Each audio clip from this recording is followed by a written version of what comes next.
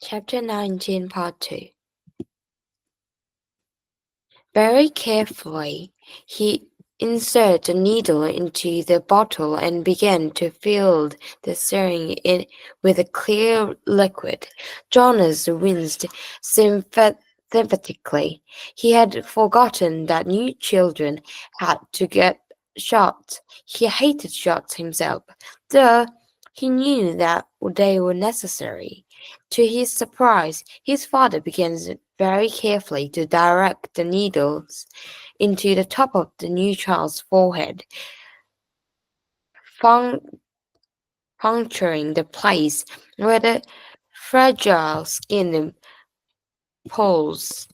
The newborn screamed and wailed faintly.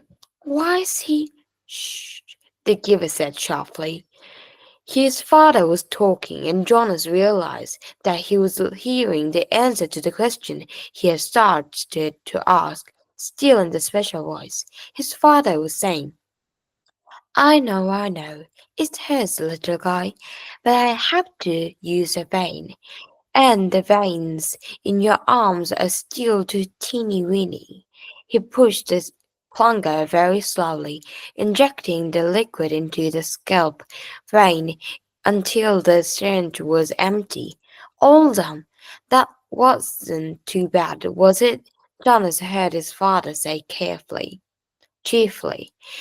He turned aside and dropped the syringe into a waste receptacle. Now he cleans him up and makes him comfy.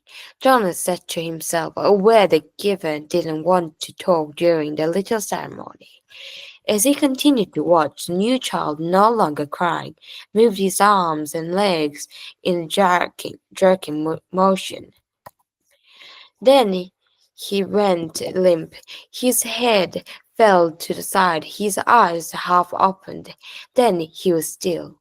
With an odd, shocked feeling, Jonas recognized the gestures and posture and expression. They were familiar. He had seen them before, but he couldn't remember where.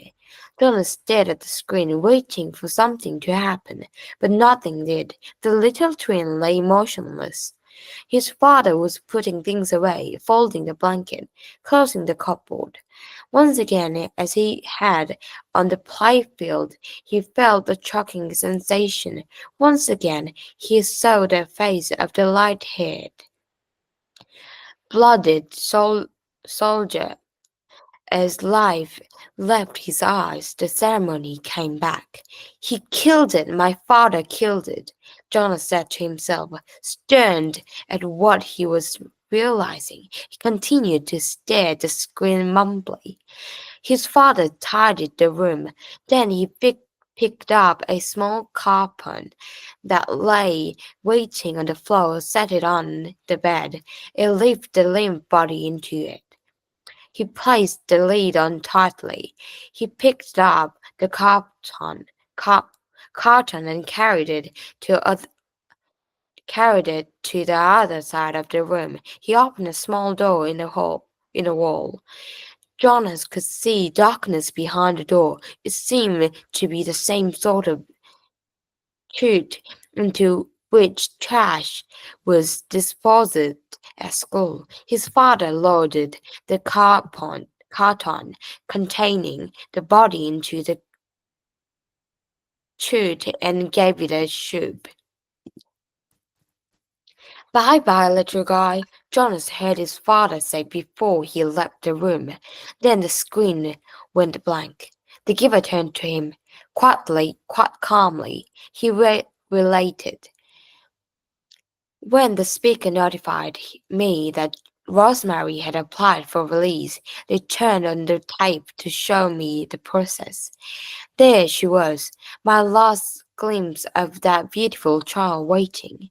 They brought in the string and asked her to roll up her sleeve. You suggest, Jonas, that perhaps she wasn't brave enough. I don't know what I don't know about bravery. What is it and what it means? I do know that I sat here mum and horror, read wretched and helplessness. And I listened as Rosemary told him that she would prefer to inject herself. Then she did so. I didn't watch. I looked away.